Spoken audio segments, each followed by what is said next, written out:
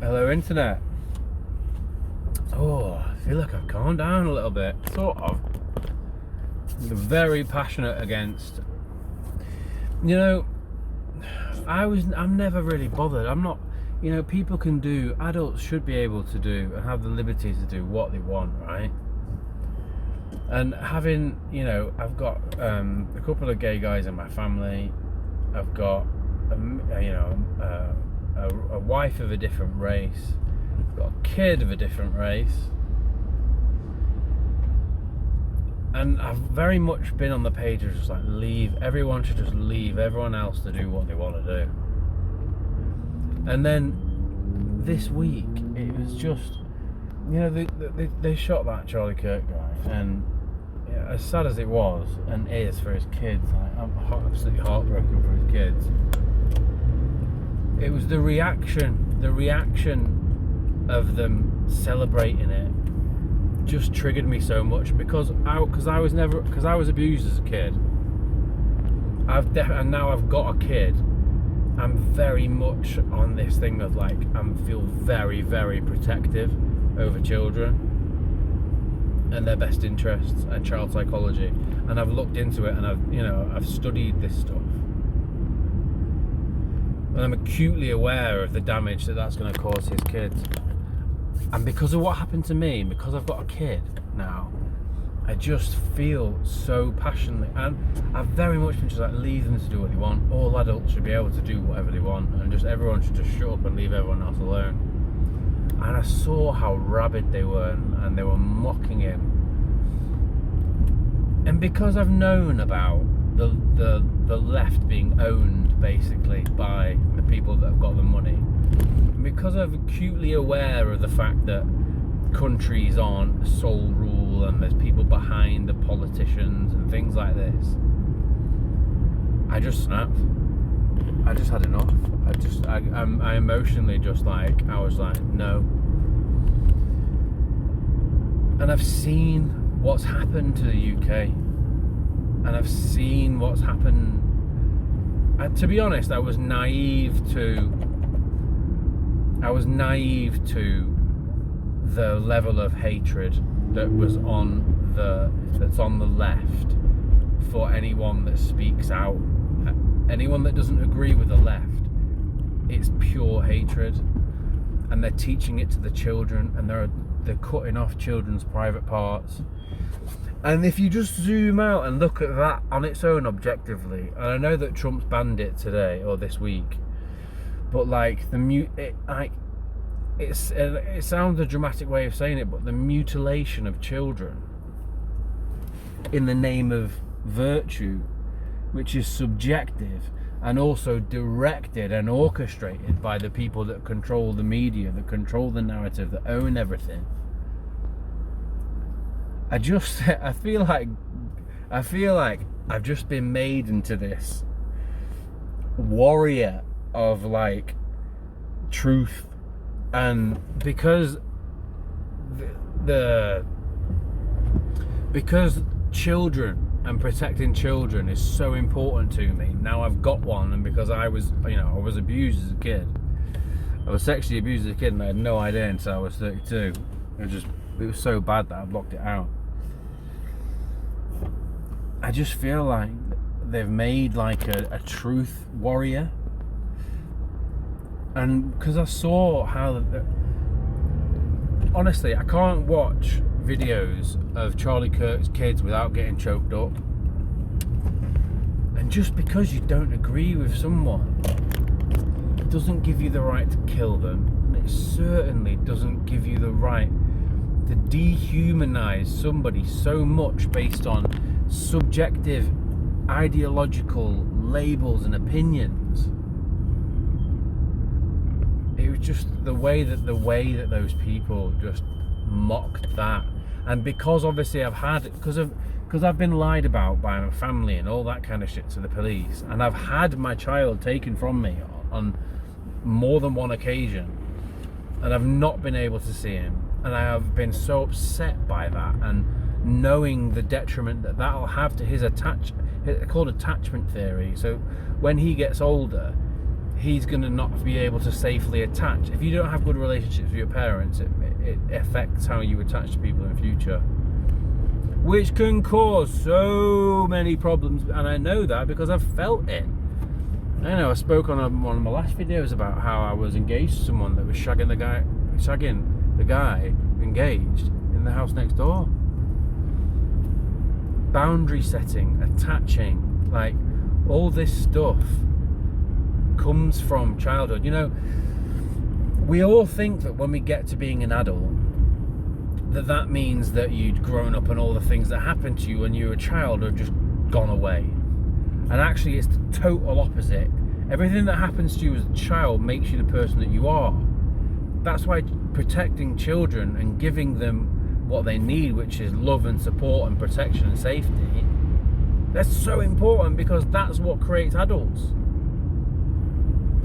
And if you want to have sound adults, you have to have protected, safe, loved, supported kids. And I don't think there is any unemotional, objective, to someone who's gone through therapy, that's got their stuff together, that's got everything like that, that's got the priorities in order, that understands themselves. But anyone that's objective can zoom out and look at transgender surgery on children as anything other than cruel. Isn't enough. To say it's cruel isn't enough. And when I've been, to be honest, I've reacted emotionally this week to it. But again, it's like I've been saying the last couple of months, it's like, you know, it's all well and good being, you know, forgiving and passive and, you know, allowing God to do the work and allowing things, the natural order and all that. Because of my past and because of my father, I just couldn't stand for it anymore. And I've had this emotional reaction to really going ham against the far left, because it is fascism. Like, if you look at the definition of a fascist and then you look at the actions, you know, this week, and it's hard. It's been a challenging week personally. I suppose the difficulty is not make it about me, not make it about how I feel, be objective. But you know how long I tried that? Do you know how long I was abused for mentally by my family before I stood up to them and started sharing what they'd done online? Because in the Bible it talks about not having a froward mouth, which basically means don't gossip, don't talk about other people. And one of my morals, and I hold my morals, I'm fucking Iron Man when it comes to will and sticking to my morals. It took a lot for me to get to the point to speak out about being abused mentally and share the truth of what I was going through, because I was holding my morals so tightly that I didn't feel it was right to talk about other people, especially when they're not there. But I've seen narcissistic abuse. I've felt it for years. It has destroyed my life in lots of ways, but it's also made me who I am. At the same time, it has destroyed my life. I got into some really toxic relationships based on what I thought was normal relationships, is what I learned at home as a kid. And I've had to figure a lot of everything out on my own in life. And I made mistake after mistake after mistake. I did everything in the book hedonistic. You know, I was taking drugs, I was selling weed, I was living in Ibiza, I was shagging about. And I only realised, I think this is why I've been able to be so passive about it, because I know, looking at myself, I'm the man that I am because of the things that I did and the lessons that I learned. And I wouldn't change. There's only a couple of things in life that I would change. One relating to an ex-girlfriend who had the heart of gold, and I have to live with not treating her how I should have done or how I would do it now if I went again. But you know, like, at some point, the problem is, because there's no leadership, there's no strong leadership, there's no backbone to any of the people that are supposed to have our best interests at heart. I've just had to take the mantle on myself. And that's how I've sort of managed to rearrange my thoughts into a place where I can feel comfortable with myself. Because I won't ever feel safe and secure in being silent anymore. And even though the Bible teaches not to have a froward mouth, to be understanding, to be loving and forgiving, and sort of to be liberal, I guess, to have liberal values, I would consider myself fairly liberal. I'd also consider myself to have a little bit between my ears, and to be completely to be unemotional, objective, and being unemotional is something that I haven't done this week. But it's the same thing, like, I had to get to the level of being so distraught that I just went and started speaking out against my family. And, you know, maybe the Bible teaches not to do that. Maybe it is the best thing to stay quiet and allow natural order. But then, what kind of father am I? What kind of person am I? Can I look myself in the mirror if I stay silent, knowing that it'll all pan out for the best, because that's what God does? Am I creating myself bad karma? Am I being unchristian? But I'm not even a Christian. I'm a man of faith, and there's a big difference between organised religion and faith. I do understand quite nuancedly, if that's not a word, if it is, it should be, that if everybody did Christianity, if everyone did it, the world would heal. You wouldn't need government, you wouldn't need laws, you wouldn't need anything. You just need God and follow that. And literally, you wouldn't need to give people the opportunity to be corrupted by power.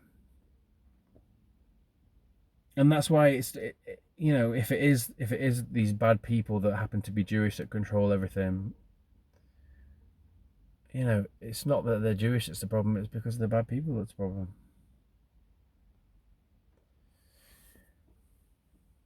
And yeah, I don't know. I don't understand Judaism enough to be able to comment really on that, but I do understand that if you just follow the money, you work up from, you go on Wikipedia, pick a TV show on MTV, 16 Mother thing or whatever, look at who owns that, look at who owns that, look at who owns that, look at who owns that, keep following the subsidiary, the parent, subsidiary, parent, subsidiary, parent, and then you always end up with that one group of people. And I hate I really, really, really don't like stereotypes. I always feel so sad when a stereotype fulfills itself in front of my eyes. I really, really don't like it. I was in an airport once and there was a Hasidic Jew in front of me and a girl in front of me, and I was really, really late. And I said to the girl in front of me, "Excuse me, do you mind if I go in front of you? I'm really late." She said, "Absolutely no problem, that's fine." And I said to the Hasidic Jew in front of me, I said, "Excuse me, I'm really sorry, but do you mind if I go in front of you? I'm really late." And he said, "Oh, what time's your flight?" And I said, "Oh, it's in 45 minutes. And he said to me, "Oh, mine's in 30 minutes. And I was like, "Oh God, you're in even more of a rush than I am." And it only dawned on me afterwards that that wasn't true. And that he just said that. And I felt manipulated. And somebody of a certain type, certain stereotype, fulfilled their stereotype in front of me, and I was gutted. I was gutted.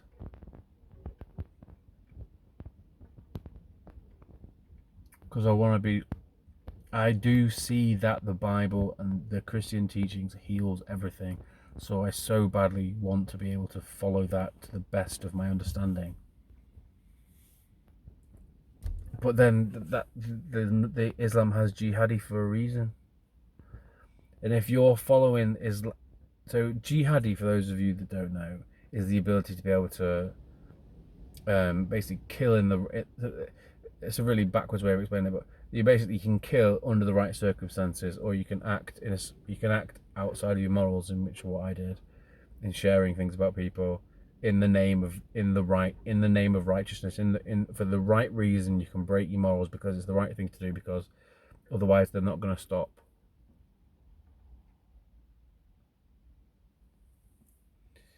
The difficulty is with Islamic extremism is that the line is obviously subjective as what's in the name of God and what's right and whatsoever, and that line is subjective. So you have to have someone that's got their shit together to make that call for jihadi to work. Otherwise, you're very open to extremism. I really back myself. I really, really back myself in terms of like having. I've done so much work on myself in therapy. I've done so much introspection. I've done as much shadow work as I can. If there's more God, I'm open to it. Because my pursuit of everything in life is the truth. Because I understand that there is nothing else. Everything else is fluff. Everything else is a fugazi. Everything else is carrots. You're chasing carrots that are never going to fulfill you. And because I came from an affluent family and because I did the hedonistic thing, I ended up seeing all those things are baseless. Shagging about doesn't get you what you want because you're just doing it for love. Really? Everyone just wants to be loved. Shagging about's not going to get you that. Taking drugs, it's not the answer because you have a come down. And the only way to fix problems, you can't escape them. You have to look into them. You have to go into it. You have to figure it out. You have to do the work. You can't escape it. You can't bury yourself in anything. Really, you can't. You can't escape. If you're an alcoholic or you take drugs or you smoke loads of weed or, you're playing out, you're projecting. And actually you need to go in. You need to figure out what it is that's driving me to do that. That's why I've been smoking cigarettes of late, and I've been, I binge eat chocolate occasionally. A lot less so now, thank God. But I'm doing that knowing what I'm doing, and I feel that's a key difference. Because before I didn't know what I was doing. I was just blindly escaping. Whereas now I'm using these substances that I know are harmful, but I also know serve a purpose. So getting me to being able to build my foundations enough to be able to try and make a positive change for myself, for my kid, for my society, for this world.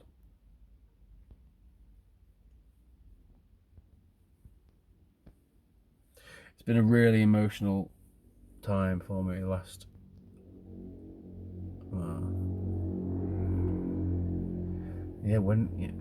Forever it has been, I guess. Getting abused as a kid, getting bullied, getting kicked out of school, getting thrown under the bus, getting people dying. Yeah. Dominic Arnold, Abigail Earlham, Bede Etherington, my nan and granddad, and Gough Richards. 3 of them were my friends, and that was from 16, 17 to 20. And look, people go through shit. I'm not trying to win a competition of who's gone through the most shit. I'm sure I'd be up there, but that's not what I'm trying to do. I'm not trying to play the victim. I'm just trying to. I don't know what I'm trying to do. I've been running a gauntlet for a long time, and I had a lot to escape from, and that's why I don't beat myself up anymore.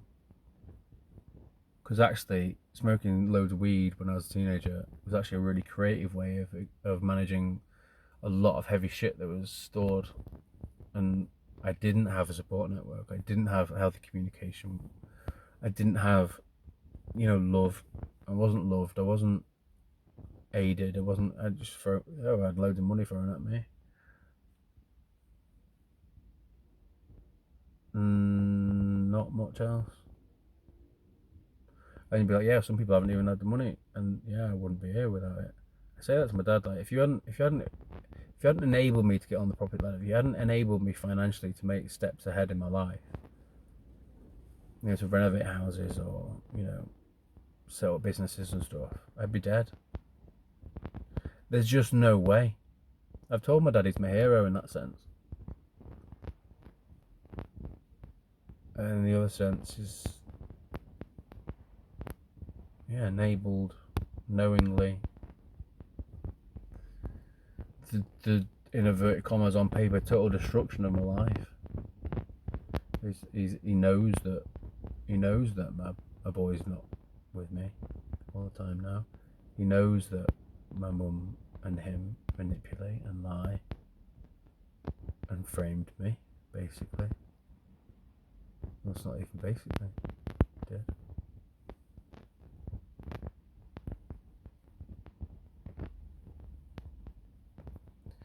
That was quite a lot to go through. When the day where I got arrested and I ended up getting charged for I lost my temper on my mum and dad's driveway. I went mental. I was shouting a lot. I didn't hit anyone. I shouted and I poked someone on the shoulder through a car window. Because they shared the CCTV with the police, my parents, I was able to get charged because the police had it in for me. Because I complained about them rightfully. And actually, thank God the police actually now know the truth, that the police are actually on my side now, thank God. Now every time I hear a siren I don't have to shit myself. Because I know that they know the truth now, they're on my side. But, I don't know, I'm rambling a bit, I guess.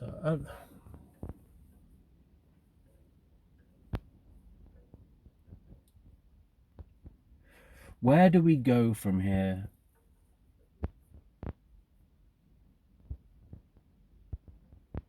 How do we make this better? The Saudi prince has said that women can choose what they want to wear. That actually seems like an incredibly humble and positive step in the right direction. It's not, organised religion and faith are very, very different things. Organised religion can be incredibly divisive, is incredibly divisive. But being a good person, you kind of know, don't you? I think that's how you enable bad karma coming back around, and that's the fear of God that they talk about in the Bible. Everyone's got a moral compass. Everyone knows, really. Everyone knows. And if you go against what you really know, it's going to come back on you. I think that's how it works. It is how it works. I've seen it. I've felt it. I've experienced it. I get it. I've seen it. I'm good at pattern. God has, for some reason, given me the ability to be quite good at pattern recognition. Patterns within the universe, the synergies, coincidences that aren't coincidences, they're synergies in the universe. There's patterns there. There's spiritual meaning to the things that happen. Spiritual meaning of birds, of numbers, of what you label. If you go into this stuff and you do it and you use healing crystals and you burn incense and stuff, you labeled, and then once you've been labeled, your opinion is therefore void. That's the problem that I've got with the situation at the moment, with them labelling everybody far right in the UK. It's not the fact that I'm pro-right, it's the fact that I'm incredibly anti-deception, and that manifests itself as left. And they think they're doing the right thing, and they're not. They're brainwashed. They're a brainwashed mob of fascists. And I haven't been sharing my truth like that because I was just like, do you know what, let them get on with it, because they're not making my life worse. And actually now they are, because they're going to hurt my kid, because they're already chopping kids' willies off and confusing them. And the left don't understand that society is a reflection of the media. The media is not a reflection of society. We are played with. We're malleable human beings and we are manipulated so much and propagandaed so much that we don't even know which way is up anymore, because we think that the left is virtuous and that makes you a good person, yet they're the ones that are celebrating the murder of a father and dehumanizing a person so much that it's okay to kill them and celebrate it. The left is now what was the right, it feels like. The left is the fascist side. but it's in the name of virtue and it's celebrated, which is what I can clearly see is it's just been manipulated over time. Because the people that own the media own everything else, and it just goes up and up and up. You just follow the money, you'll see who owns everything.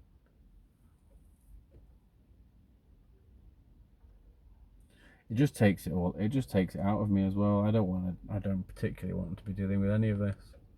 I would very much like to just get on, live my life, play football, become a superstar, do boxing, become a superstar, do rugby, become a superstar. Which, please God, isn't going to take me all that long. And this perhaps serves as a distraction. But this is more important. Laying the foundations for my son's life, more important. That's the thing with, chasing carrots and being ambitious and looking for external things that are going to give you the internal validation. It's the thing, like, what people don't understand. Like, you think that you have to have a piece of paper next to your name to be able to talk about something, or you think that you have to have a medal next to your name to be someone, because then everyone will listen to you because you've been someone and you've done something. But all that makes you is a false idol. And the majority of these false idols, the majority of these celebrities are gifted because of God, but then they act ungodly. They don't have this shit together. They aren't good role models. They don't leave the world necessarily, the majority of them, in a better place, because they're all part of a system that's designed to keep us down.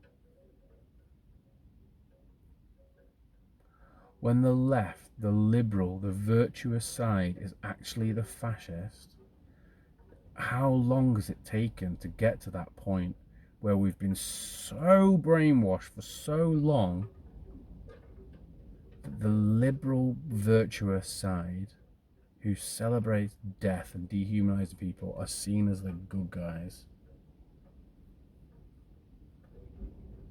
To be fair, it's quite clever. They're not stupid, the people that have orchestrated it. They're not stupid at all. Respect the hustle, I guess, in that sense, but at the same time, like, you're hurting kids. You're hurting my kid. You hurt me. You make women insecure about how they look and then sell them products. Women should be protected, children should be protected, and animals should be protected. And right now, I don't think we're making a very good job of that. And that bothers me personally because of all the things that I've been through. And perhaps the shadow work of me is to, like, not let it bother me.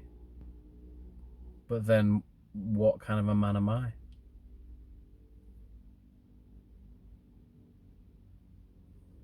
How can I know what I know and let it continue?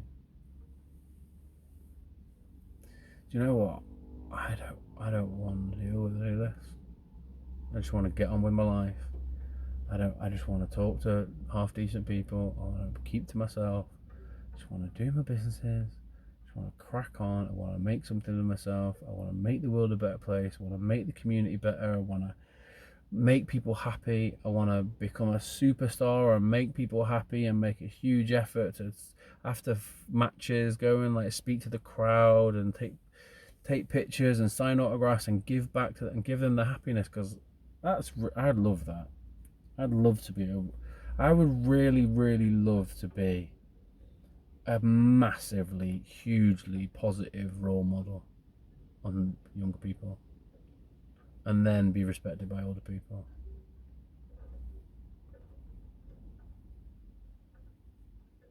And that is going to happen. That's why I'm here. That's one of the reasons why I'm here. I've learnt a lot, because I blame myself for all my problems in my life when I didn't realise that a lot of it came from neglect and lack of love. And look, my parents they're flawed people, and I have to accept that. And I can't.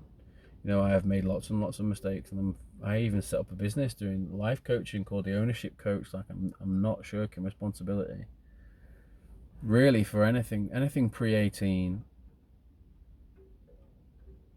you know, you're a child, and I think it should be looked at in that light.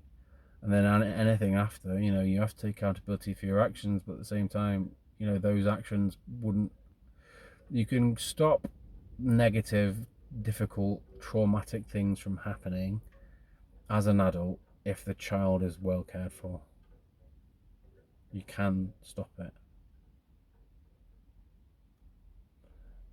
And I don't think I've ever really hurt that many people. I hurt one person that I really regret hurting. But I was at university. I was in a lot of pain emotionally and mentally. I was a fucking, like, you should have seen me in Leeds at uni. Like, I was a wrecking ball. I was battering people and getting into fights and, yeah, punching people. I was so sad and so angry. I didn't have an outlet for it. And I was just let off the leash at a time when I needed love and support. And the person that I got that from, I ended up not treating very nicely, and she actually saved my life in a lot of ways. So I am sorry if you ever see this, Rachel.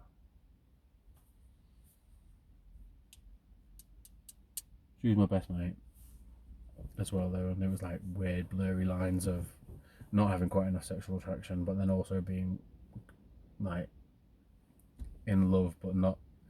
She was my best friend. She's the best friend I ever had, and we ended up in a relationship. And then I decided that I needed to go and get with nines and tens and eights and a halves, and, you know, be materialistic. And but then that's maybe who I am, because I realised that doing that I made a mistake, and that genuine down to earth people are the kind of person that you want to be in a relationship with. People that treat you right. And you're not going to get that from a narcissist. But I didn't know that. I was misguided. And I had to learn the hard way and make my own mistakes, and that's something that I'm quite conscious of in my kid as well. Like, I can't wrap him in cotton wool. You know, I don't know. Yeah, university was an incredibly difficult time for me, and that's when I started taking a lot more party drugs. The longest I ever stayed awake for was 4 days.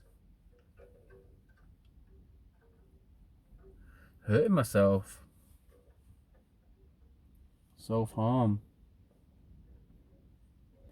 There's a lot of people that end up going down those roads of like partying and taking drugs. I remember when we were living in Ibiza, there was a really cool DJ guy, and we used to wear short shorts, and there's shorts, and he had scars all on the inside of his legs. And I was like, wow. Yeah, I realised that the way I describe Ibiza is beautiful people doing not so beautiful things.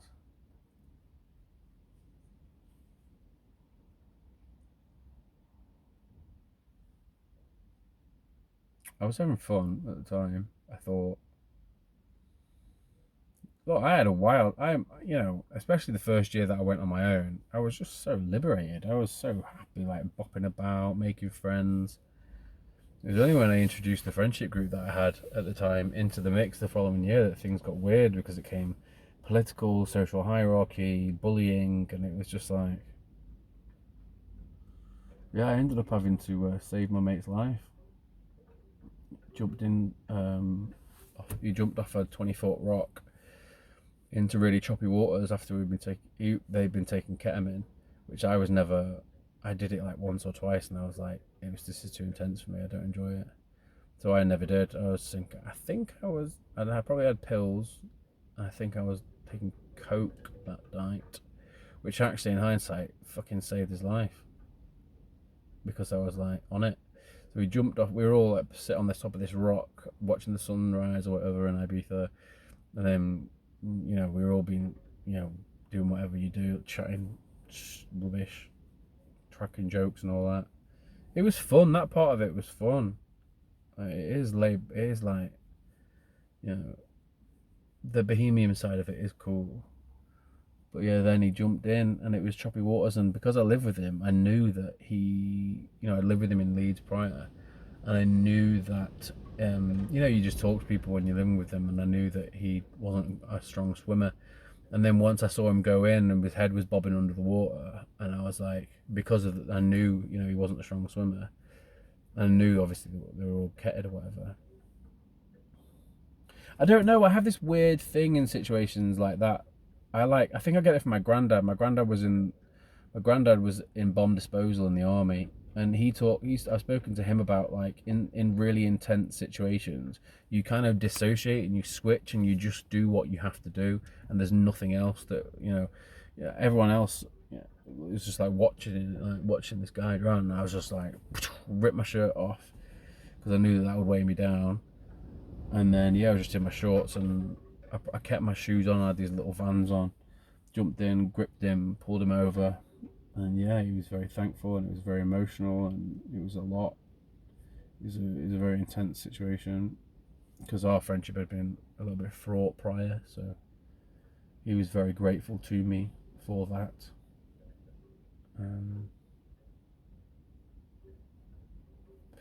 Yeah, I've had an interesting life. I've seen a lot of stuff.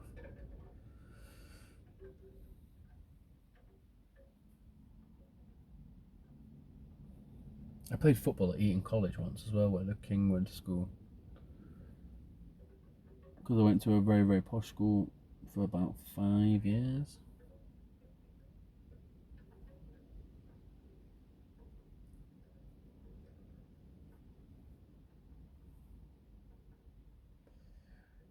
And I've got a purpose. I'm not sure I completely grasp what that is right now. But I would very much love to be a positive influence. I wonder if the shadow work for me is like not having to be the protector. Like being able to allow things to unfold and not want to be the hero. Not want to protect, no, not that not want to protect children, but like not be so like, I have to protect my children, I have to protect children, I have to make this, but maybe that. But then, like, again, going back to like, what kind of a man does that make me?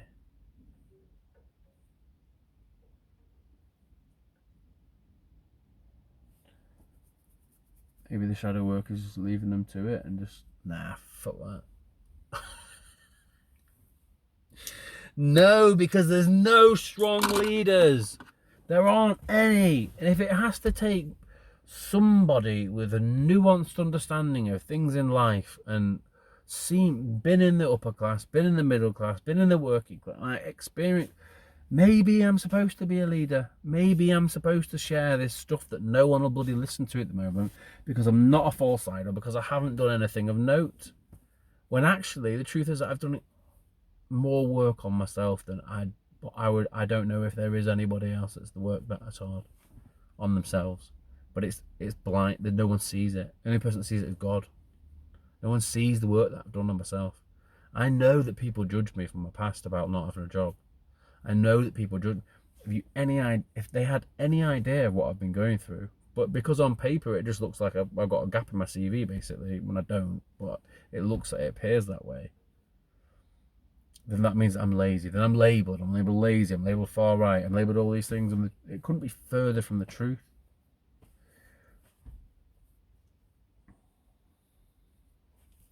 Yeah, and hopefully very soon I'll be able to be in a headspace where I'm able to enact that and become a false idol, so that then I can be like, hello, now I've got the platform, now you'll listen to me, I've got Nick and I've got Robbie and I appreciate you guys.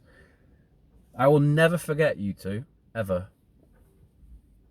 Because you listened when no one else would, and I guess because you could just, I don't know why, but you could see what I was talking, you could see this, I don't know. But you listen now when nobody else would.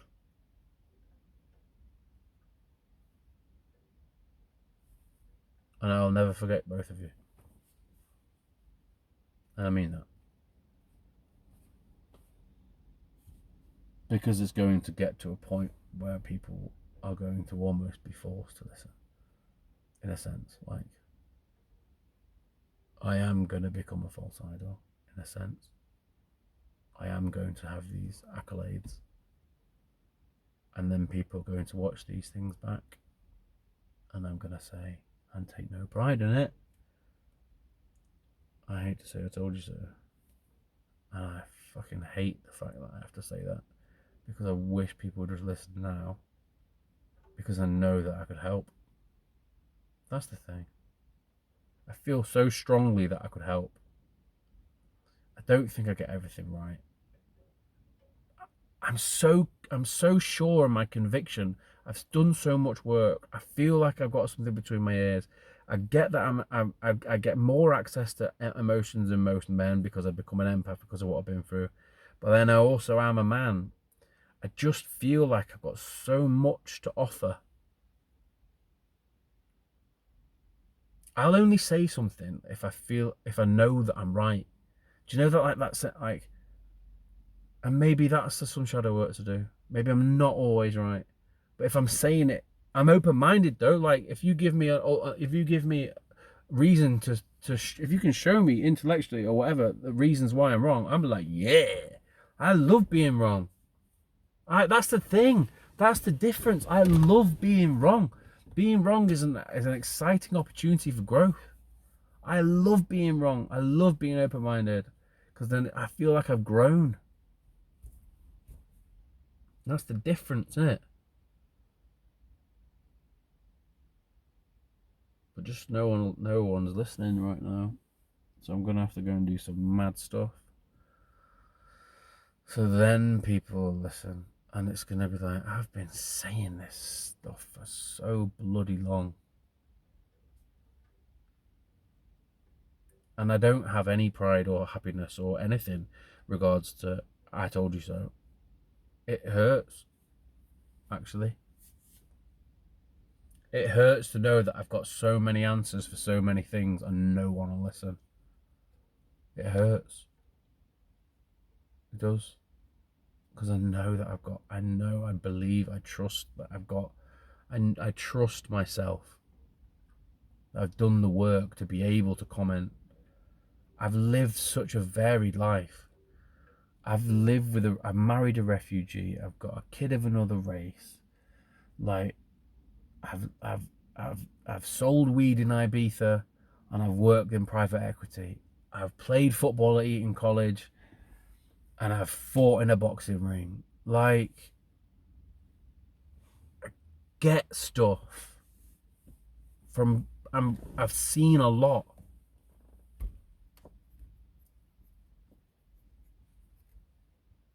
I'm tired.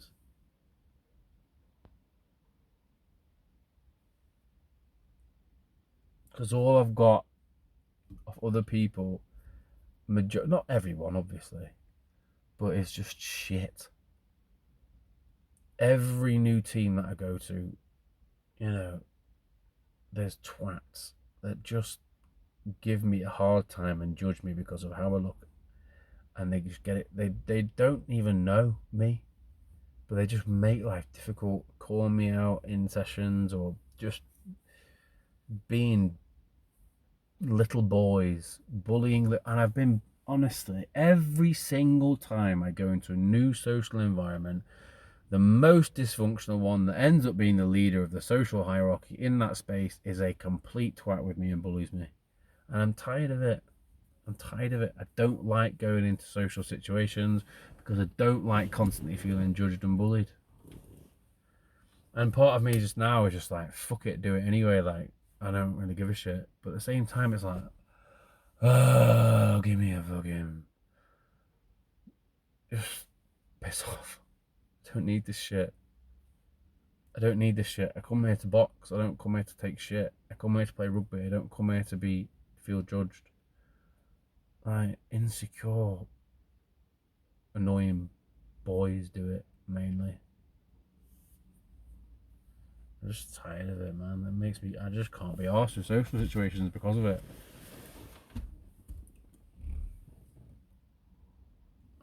And now I've got to walk the dogs. It's raining.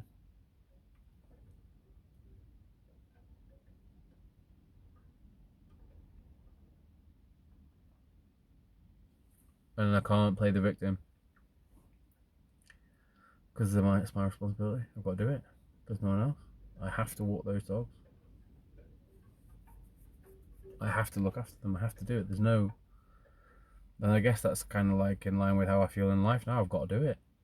I've got to speak out. I've got to. Maybe I don't have to speak out. Maybe that's just sad. That's the universe talking to me. Maybe I just need to take some time to myself.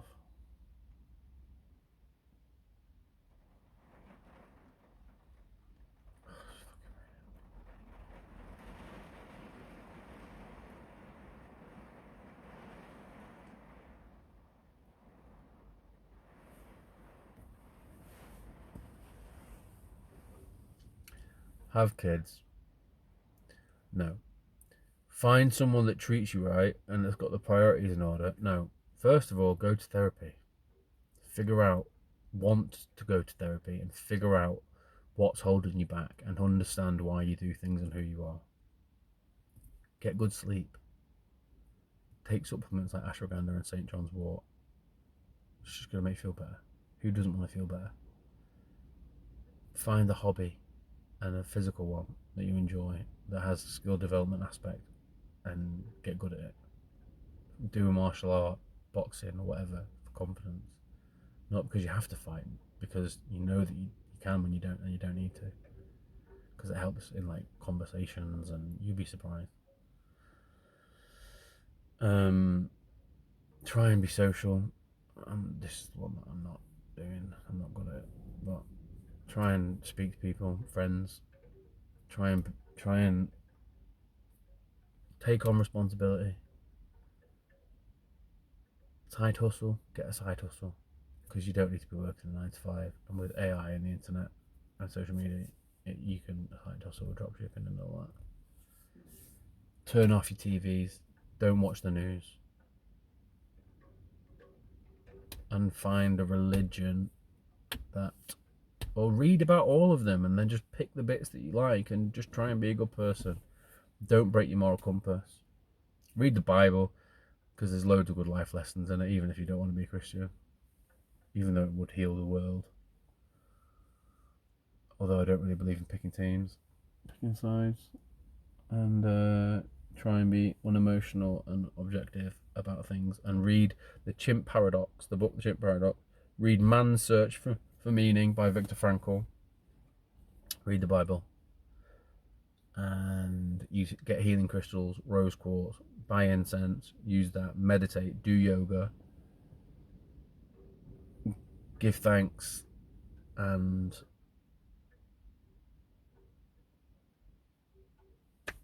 I'm tired. I'm going. Peace.